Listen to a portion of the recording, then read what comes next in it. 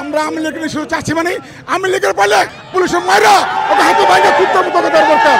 আর 50,000 লোক শহীদ হওয়ার লেগে বুঝিয়া চাইলে এই দেশের মাটিতে আওয়ামী লীগ আর কোনোদিন স্থান পাইবেন ইনশাল্লাহ।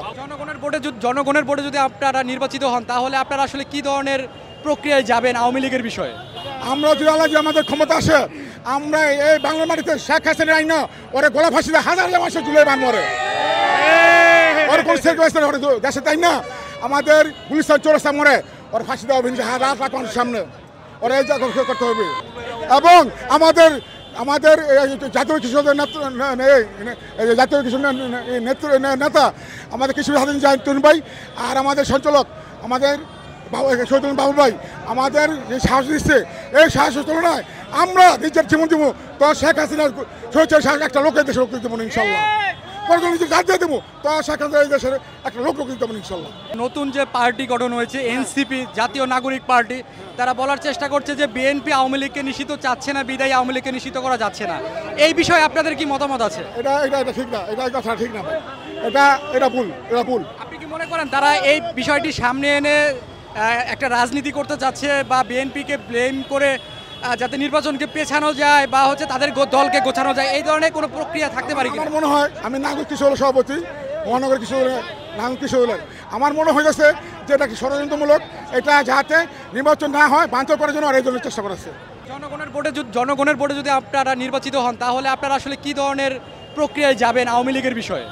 আমরা যদি আল্লাহ যে আমাদের ক্ষমতা আসে আমরা এই বাংলার মাটিতে শেখ হাসিনার আইন ওরে গোলা ফাঁসি দেয় হাজার মানুষের জুলাই বান মরে ওর কোন দেশে তাই না আমাদের পুলিশের চোরস্তা মরে ওর ফাঁসি দেওয়া হবে হাজার লাখ মানুষের সামনে ওরা এই জায়গা করতে হবে। গ্রানই না থাকে কোনো ইয়েই না থাকে আওয়ামী লীগ এই দেশের মানুষ চায় না।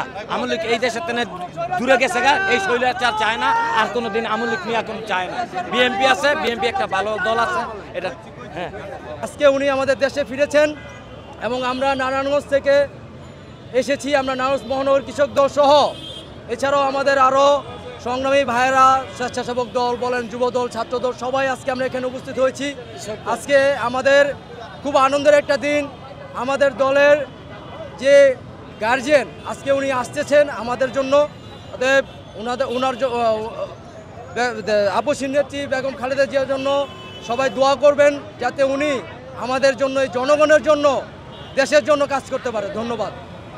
আচ্ছা, আওয়ামী লীগের উদ্দেশ্যে আপনার কিছু বলা আছে? আওয়ামী লীগের উদ্দেশ্যে বলার আসলে অনেক কিছুই আছে।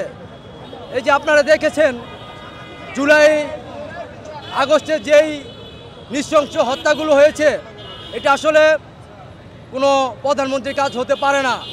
কারণ সে এই দেশেরই জনগণ, তাহলে সে কেন এদেশের জনগণ এতগুলো মানুষকে, ছাত্র জনতা, সাধারণ জনগণকে কীভাবে সে হত্যা করলো? এখন আপনারা কি চাচ্ছেন?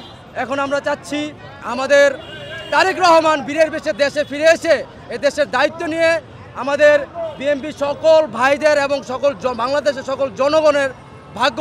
আর আপনি দেখেছেন তারেক রহমানের যে 31 দফা যে একটা করেছে সেটা সংস্কারের জন্য, এটা যদি বাস্তবায়ন হয় ইনশাল্লাহ এই দেশ আর দেশের জনগণ কখনো অশান্তি, কখনো অন্যায় কোনো বিচার থাকবে না, দেশে ন্যায় বিচার ফিরে আসবে, আমি এটা মনে করি। ধন্যবাদ।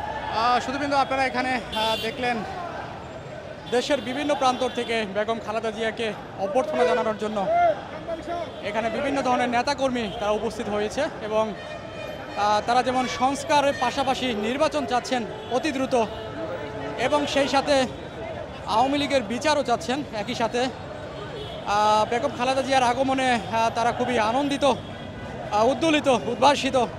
এই মুহূর্তে আপনাদেরকে সরাসরি বনানী থেকে দেখানোর চেষ্টা করছি। কিছুক্ষণের মধ্যে বেগম খালেদা জিয়া ফিরবেন তার প্রিয় বাসভবন ফিরোজা গুলশানে।